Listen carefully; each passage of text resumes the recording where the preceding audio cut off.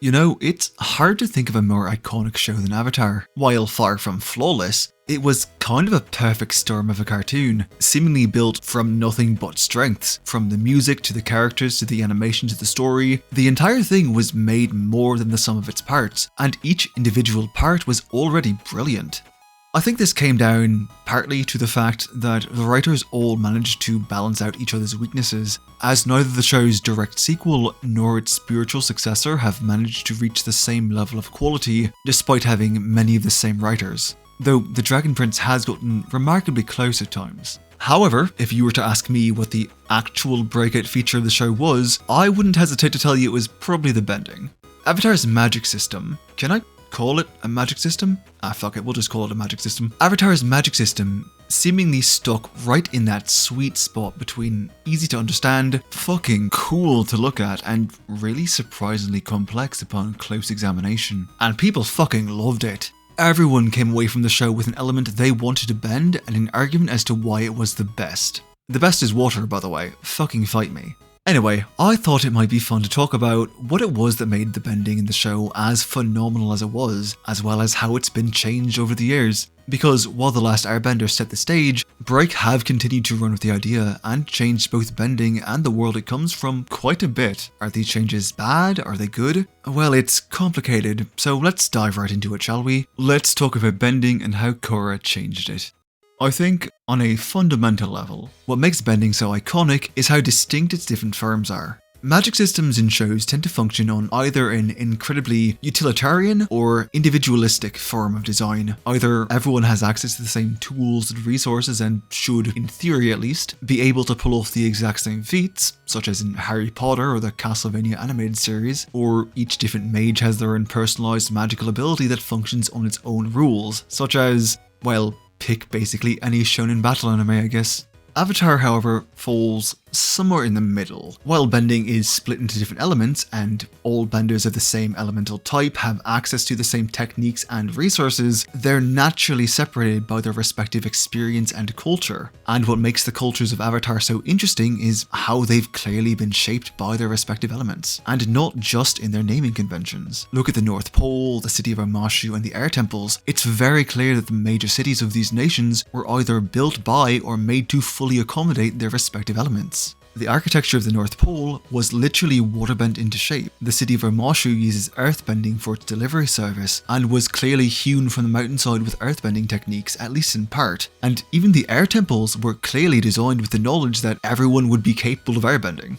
It's even shown in how the South Pole, which had lost the majority of its waterbenders, has to rely on igloos and simple buildings because they cannot waterbend more complex architecture. In the world of Avatar, bending literally shapes cultures and moves the world, and people are largely shaped by the cultures they grew up in. Even groups within each bending practice can be incredibly diverse, such as how the Foggy Swamp waterbenders are so vastly different from the waterbenders of either pole, not just in how they dress and present, but in how they bend in the first place. Unlike other waterbenders, those of the Foggy Swamp are rigid in their movement, spinning their arms like fucking windmills and standing stock still, and they largely don't use ice or snow, instead bending the plants around them. And this reflects their environment, the stagnant waters, the temperate climate, and the abundance of trees. And while it's shown that they can use ice like other benders, it likely wouldn't have ever occurred to them until they met Katara and saw what she could do, just as she never considered controlling plants before she met them. This is what I meant when I said bending is easy to understand and surprisingly complex at the same time, because in Atla, everything you can do with bending is something you could logically reason out and makes perfect sense. Well, almost everything. This is crazy! How can we beat a guy who blows things up with his mind? Water can be molded into a scuba helmet, fire can be used for a jet boost, air currents can be caught to fly. So long as it makes sense, it can be done. In Atla, bending is more than just magical mixed martial arts, it's a cultural and spiritual practice as well. The show is very environmentalist in nature, stressing the importance of balance and interconnectivity between humanity and nature, as well as humanity with itself, which brings us to where bending came from and how it's refined in the show. Humans originally learned to bend by watching the first masters, badger moles for earth, flying bison for air, dragons for fire, and the moon and the tide for water, and modern benders can still learn from them. Toph learned to earthbend directly from badger moles, and Zuko relearned his firebending from a pair of dragons, which led to Zuko's growth both as a firebender and a person, and is also what led to Toph becoming the greatest earthbender who ever lived. People seem to think that Toph is such a great earthbender because she's blind, but that's really only half of it. Toph is the greatest earthbender because her blindness naturally allows her to experience the world as the badger moles do, which is why her seismic sense is the greatest out of anyone in the series. She hasn't been able to rely on normal sight as other people have, and as such, has learned to be far more attuned to the earth than anyone else because it is her eyes. Toph is so attuned to the earth that she can even sense it when it's not connected to the ground, and it's this finely honed ability, as well as her seismic sense, that allowed her to create metal bending in the first place. This is actually something I really love about bending in The Last Airbender. The greatest and most powerful techniques are usually abilities that make sense to try, but most people just wouldn't, and often come into being in moments of desperation, when you'd be willing to try literally anything because you have nothing to lose. We see this twice in Atla, with the creation of both bloodbending and metalbending. Bloodbending is a horrifying and dark skill that allows the user to control someone's movement by manipulating the water in their body, and it only exists because of the actual war crimes that the Fire Nation inflicted upon Hama and the Southern Waterbenders. And what's cool is that if you stop to think about it for even an instant, it makes perfect sense that you'd be able to. But most people in the world of Avatar just wouldn't think to try it, especially those who've spent their entire life with a single understanding of how waterbending works. But locked in that floating death camp and waiting to die of neglect, Hama was desperate enough to try anything, and thus the coolest and scariest bending art was created. Metal bending has a similar origin. Sure, Toph's life wasn't actively in danger, but she was trapped in an iron coffin and in the process of having her freedom taken from her again, which made her desperate enough to try anything. It was thanks to her honed seismic sense that she was able to locate the unrefined stone within the metal, and it was her desperation that led her to attempt to bend it at all, and thus the crunchiest bending style was invented. And I think this guy pissed himself. This is the real strength of bending as a magic system, the flexibility within its rigidity. Outside of the Avatar, nobody can bend an element other than the one they were born with. It's a hard and fast rule. However, the things they can achieve within these confines are incredible, and despite a non-Avatar bender's inability to actually bend another element, they can still learn from other benders and grow as a result. As I mentioned before, interconnectivity is an important theme in The Last Airbender, and this is expressed beautifully in how bending styles can grow by understanding the other elements. This is the basis of Iroh's lessons to Zuko. Hell, it's how he developed the ability to redirect lightning in the first place, by observing waterbenders and incorporating the principles of their style into firebending. It's even where his advice to Zuko to use his breath to warm himself came from, as it's a technique he copied from airbenders. We even see how Zuko has learned from the waterbenders he's fought in the past, conjuring fire like a wave in his confrontation with Azula, and even creating whips of concentrated fire in his fight against Katara in the season 2 finale, mirroring and matching the water tendrils she was able to overwhelm fucking Azula with. Like, damn Zuko, you should learn from waterbenders more often.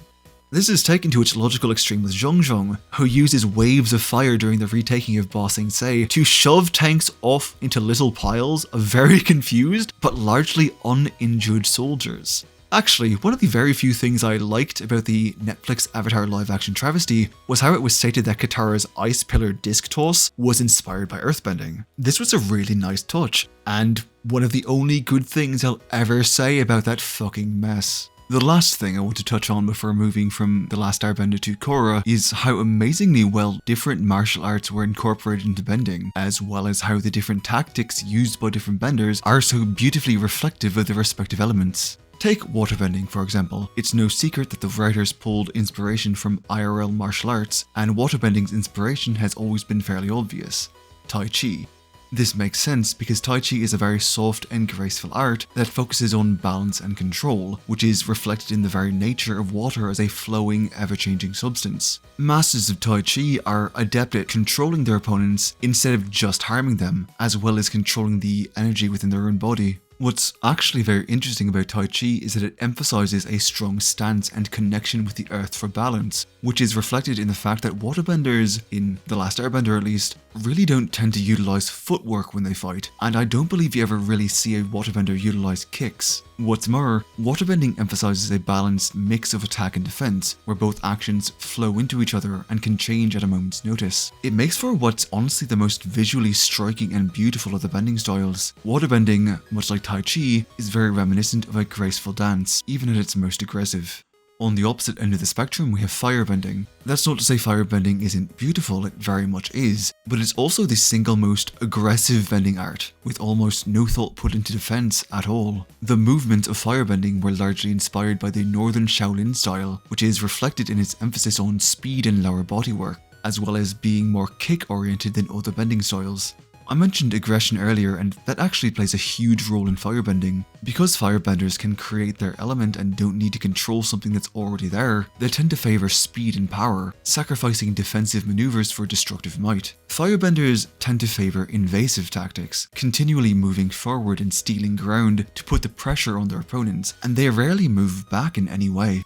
This is best demonstrated in Zuko's fight with Katara at the North Pole, where he's always attempting to take ground even when his tactics are more defensive in nature. This is, I think, one of the things that makes the difference between firebenders and waterbenders so fascinating, as everything from their power source to their celestial embodiment to their tactics stand in stark contrast. It's honestly just really good attention to detail. Moving on to earthbending, what I find interesting is that the philosophy of earthbending is actually similar to waterbending, with a balance of attack and defense, but the emphasis is on neutral Jing and placing a distance between the two, rather than a constant movement between them. Ironically, earthbenders tend to hold their ground less than waterbenders do. The best earthbenders tend to endure their enemies' attacks and wait for the proper moment to counterattack, which is actually what makes Toph such a nightmare for other earthbenders to deal with. The principles of this are actually rather beautifully demonstrated in Toph's utter domination of the Earth Rumble contenders at the end of her introductory episode, as she takes them apart like abstract art before making an absolute fool of the arena owner.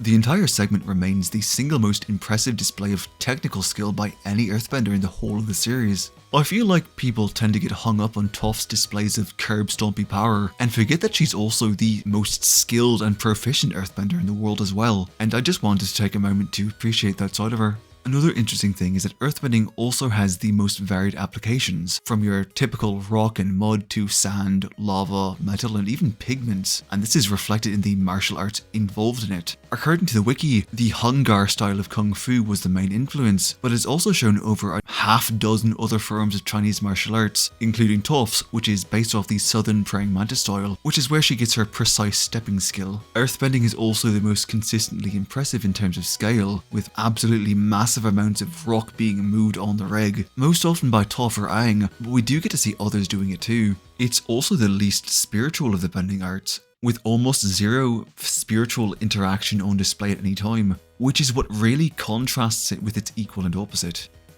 Airbending stands out amongst the four elements, not just because of the rarity of its practitioners, but because of its inherent spirituality. As Iroh explains, air is the element of freedom, and as such, it requires a certain level of spiritual distance.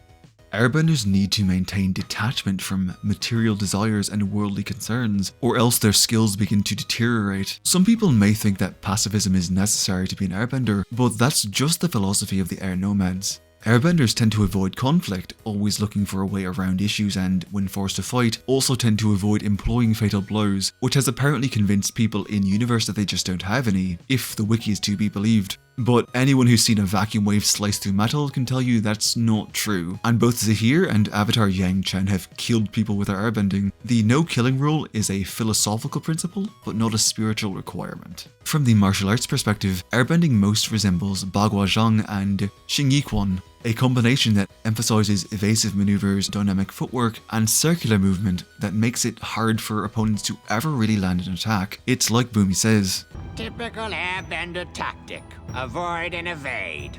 A detail I've always found fascinating about airbending, and this is something that carries over into The Legend of Korra, is that airbenders are, with only slight hyperbole, fucking impossible to fight. It is so genuinely hard for people to fight airbenders that, if we're being honest, the only reason the Fire Nation managed to genocide them was because of the insane difference in numbers, because we all know the monks didn't just roll over and accept death. There are a few reasons that airbenders are such a nightmare to fight, the most obvious being the fact that air is fucking invisible, and due to their extinction, the vast majority of people just aren't anywhere near as familiar with their tactics and philosophies as any other bender. But the biggest reason is that airbenders are uniquely focused on evasion. Really think about it, no other bending art has anywhere near the same level of evasive tactics or tools. Airbenders are faster than other benders, their sensitivity to air currents gives them an advantage on sensing and avoiding attacks, and in a pinch, they can use their element to deflect, divert, or dodge incoming dangers. Airbenders seemingly follow the philosophy that the best defense is a good never being hit at all. I mean, just look at Tenzin's fight against the Red Lotus. If Pali hadn't been a bitch-ass camping sniper, I fully believe Tenzin could have matched the other 3 members long enough to get away. And if he'd actually been playing for keeps and striking to kill, Zahir would have been dead long before I got to that point. Airbending is just so fucking interesting because everything about it is so wholly different from the other elements. Anyway, that's all I have to say on the topic of Atlas martial arts and bending tactics. On to Korra. So, how does the Legend of Korra change these spiritually and culturally unique bending arts? Well, it's very simple. It removes those aspects entirely. Okay, no, it's more complicated than that. In truth, while I have a lot of complaints about how Korra changed bending, including a couple of things I'd gouge out of the series with a rusty spurk if I could, I can't really argue that most of them don't fit into the world Korra set up. The thing about the world in Korra's time is that it is facing a degradation of spirituality. The old styles of bending are dying out, people are more isolated from nature than ever, and until Korra reunites the 2 worlds, spirits barely seem to play a role in things at all anymore. They certainly seem to hold themselves apart from humanity more than they did in Atla, and this is all reflected in how bending has changed. You know how I just spent way too long gushing about the uniqueness of the martial connections in bending? Well, that's fucking gone, largely replaced by generic punches and kicks. With the exception of Korra, Tenzin, and a few waterbenders, it really has been boiled down to magic MMA fighting, which is just really fucking boring. I mean, I can't argue it doesn't make sense, what with the popularity of pro bending in the increasingly modern setting, but it's still boring. Bending as a whole has gotten less spectacular as well, which probably reflects the decay of spirituality. Benders in general move far less of their element, and as I mentioned back when I talked about Korra herself, the Avatar state is similarly unimpressive for balance reasons. Even in the Avatar state, Korra only manages to move as much as an especially talented bender from the last Airbender. She needs the Avatar state to move the same amount of rock that Bumi could move on his own, and that's really disappointing to me. The thing is though, and this is something that is genuinely cool, while bending has become less of a spectacle, it's actually been developed to the point that it's kind of even more impressive. And while you may think this is me taking the piss, I'm really not. The things that Korra's benders can achieve would fucking blow the minds of anyone from Aang's era.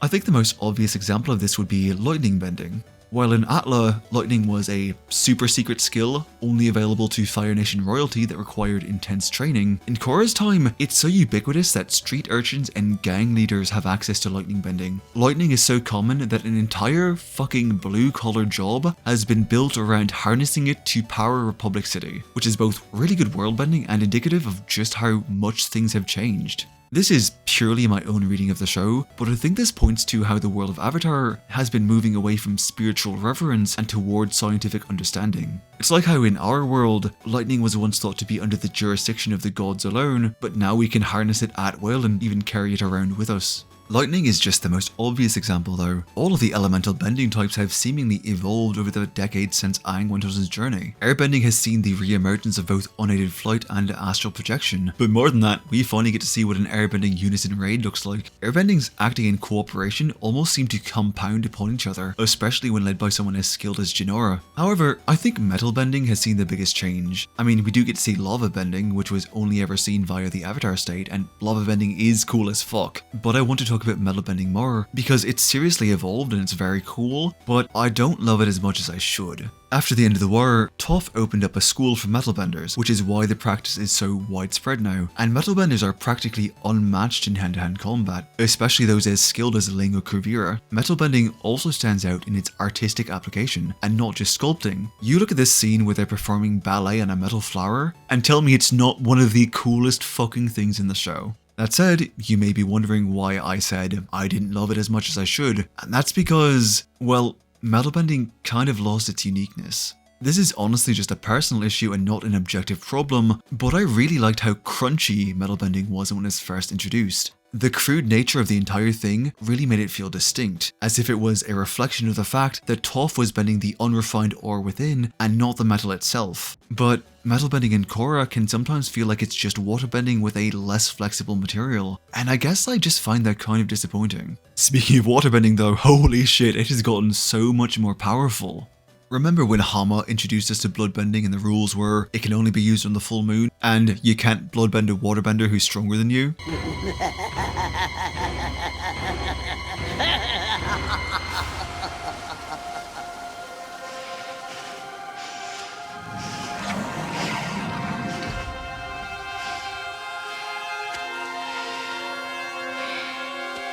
You're not the only one who draws power from the moon.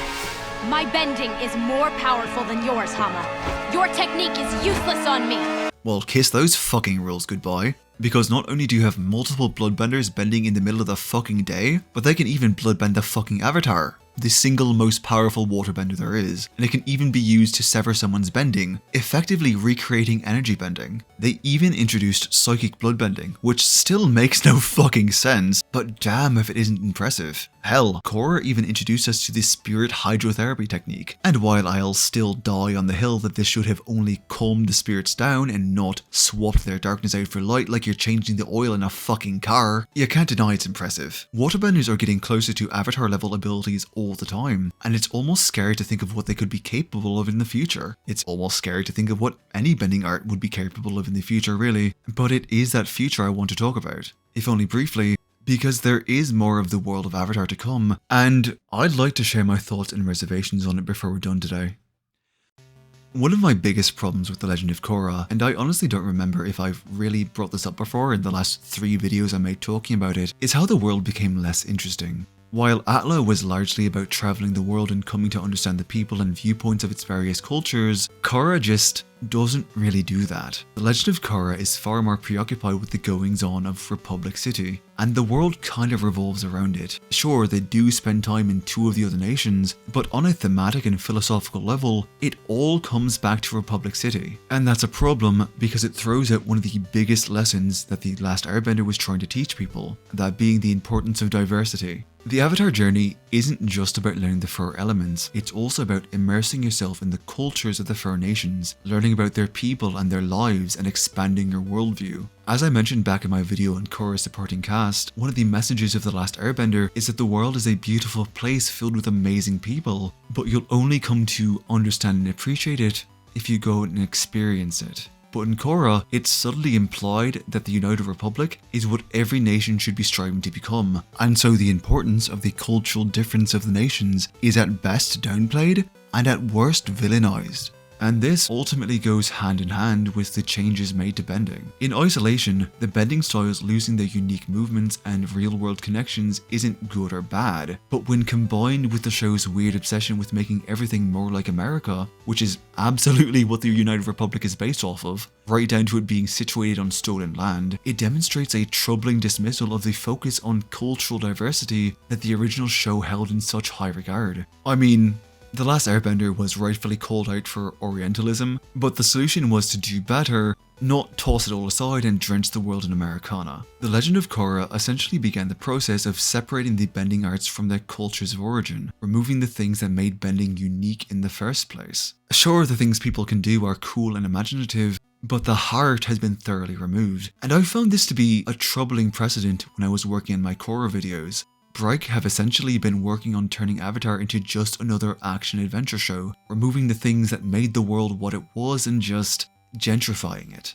And my worries turned out to be valid. At the time I was working on my video on the crew, we knew that a new Avatar was coming, but the only detail we had for it was that it would take place in the modern day. which I was wary of but still tentatively on board for. But at time of writing, that's apparently been scrapped and replaced with Avatar 7 Havens, which is a post-apocalypse story set in a ruined world where the four nations are just completely gone. Look, I will always be the first to caution people against judging a show or movie before it's released. I think that people are often far too quick to deride something for not being what they wanted and making that lone fact out to be an objective problem. But I'm worried that Avatar has lost the thread of what made it work in the first place, of what made it stand out and stick with people. Make no mistake, I will be watching Seven Havens, but I'm seriously going to have to temper my expectations for the show, and I recommend that you do too. The show is currently in pre-production and won't be out for a while, so we're likely to get more details as time goes on. I just hope that Break remember that bending is more than elemental karate sparring, and if they're not going to keep the cultural significance of the old series, that they'll at least create something new to replace it.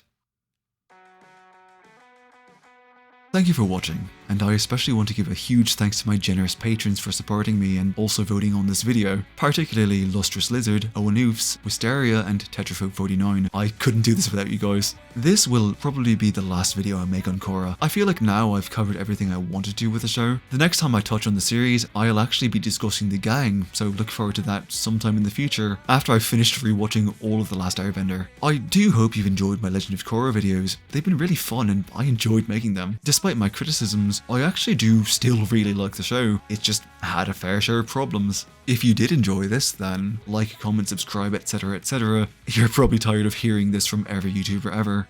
Anyway, that's all for now. I'm going to go get started on that Fire Emblem romance thing, and I hope you have a lovely day. Bye.